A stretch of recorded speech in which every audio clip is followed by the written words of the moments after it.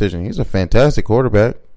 He's definitely gonna get drafted. Little guy, but I mean, all these little quarterbacks been coming in the league lately. They've been outside of Johnny Manziel. I mean, they've been doing great. Yeah, I'm excited for him. I love the move personally myself as well. You know, you got a passion for a sport. You pursue that passion, and he got the talent. Like, obviously, the talent is there. You know, his 1 year starting in Oakland, he put up great numbers. Oklahoma, excuse me. He put up great numbers, and he has the iron strength.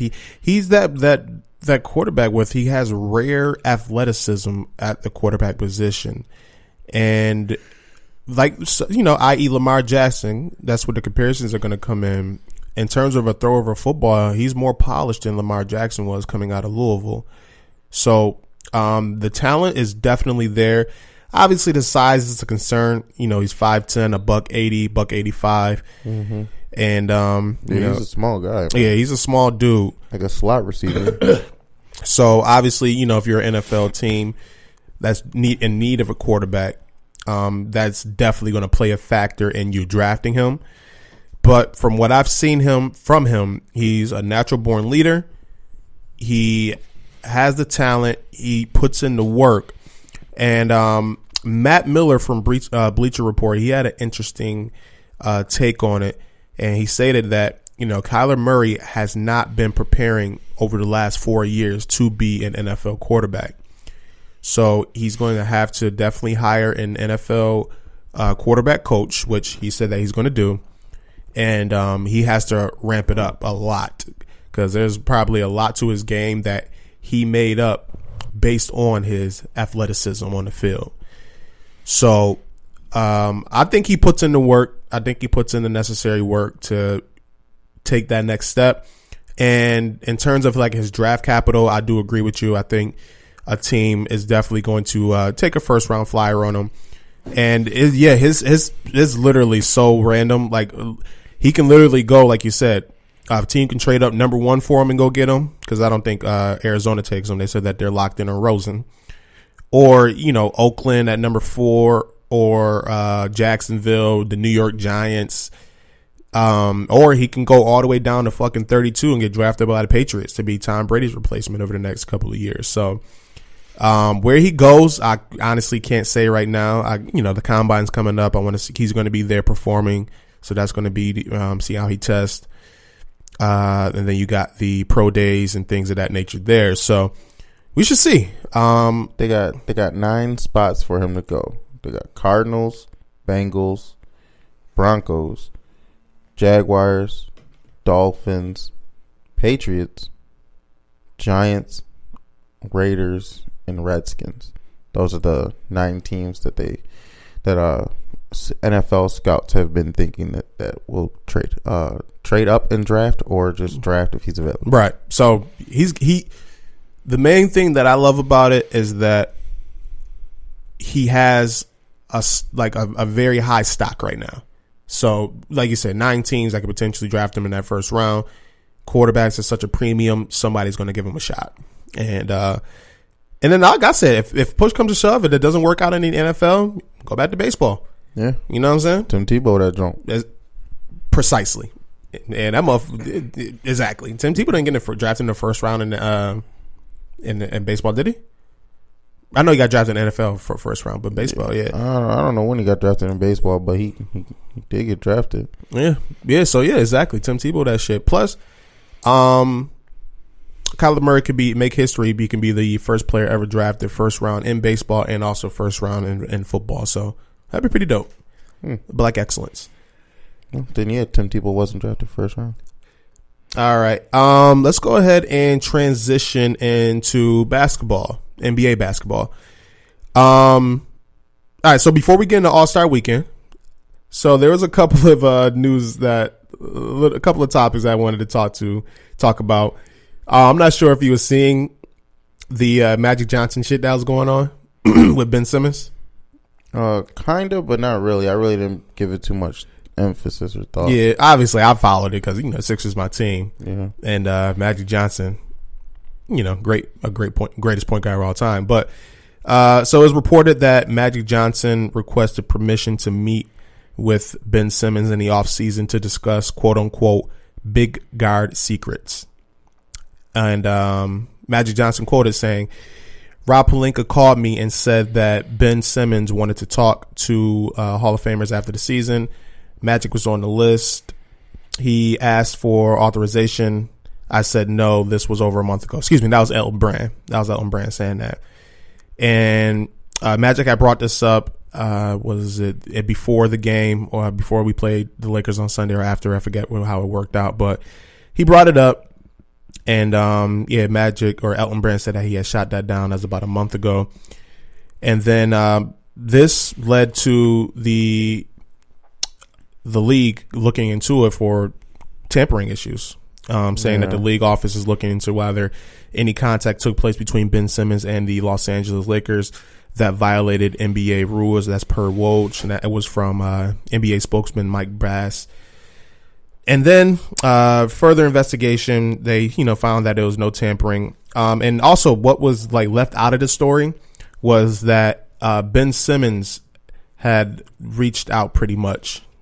And it wasn't Magic Johnson. So basically what happened was Ben Simmons told somebody in the Sixers organization that, he would like to work with Magic in the offseason. And then the word got to Magic. Magic mentioned it to Rob Pelinka. Rob Pelinka contacted Elton Brand. And then Elton Brand said, obviously, no. Because this is, the Lakers have been fined on several occasions for tampering. And that's what Magic does. I don't think it was tampering though. Honestly, I didn't think it was a big deal. I just thought it was kind of funny how, Ben Simmons, and when I first read it, I was like, this motherfucking Magic trying to snake Ben Simmons from us already. That shit is crazy. And then you got the connections with Clutch Sports, and that's what it was. Ben Simmons mentioned it to this and to his agent or something like that because he represents LeBron James as well, and then they got back to Magic. But all in all, the investigation took place, and it was found that no tampering had happened. So. Yeah, I just thought that was funny. I just thought I'd bring that up. Yeah, I mean, I don't have anything to add on that. It's just honestly, I have no issue with that. I would love for Ben Simmons to go work with Magic and develop his game. He's a tall ass 6'10", 6'9" point guard. So many people work with so many of these Hall of Fame greats. I mean, I know his position kind of makes it a gray area for any player outside of the Lakers that he works with. But I mean, at the end of the day, man, he's just trying to help a kid get better. That statement that you just made is really what it is. Just because, the only reason why this is really a story is because Magic Johnson is the president of team operations for the Lakers, and if he wasn't, then we wouldn't really be talking about it. Yeah, but exactly. Yeah, if Ben Simmons can go work with Magic in the offseason, and as long as Magic don't try to pull some of his wizardry, we're good. Pull some of his magic. All right.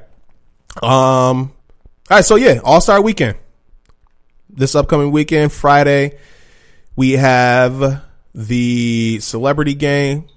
Saturday, we have the skills competition, dunk contest, and 3-point contest. And then Sunday, obviously, is the All-Star game. So I thought it'd be pretty fun. First of all, on Friday, do you watch the celebrity game? I try to. I missed it last year. I'm going to try to watch it this year because my man Famous Los in that game. I want to see him. He was kind of mad he didn't get the call last year, so I'm hoping he puts on a show. If not, I ain't watching no more of him playing pickup at the LA Fitness no more. I like the celebrity game, man. It's nice seeing some of those celebrities come out and seeing which ones can ball, which ones can't. You could tell a couple of players, I've seen players over the years or celebrities over the years that played basketball sometime in their life. You know what I'm saying? J. Cole, I remember he came out and put on a good performance when he played.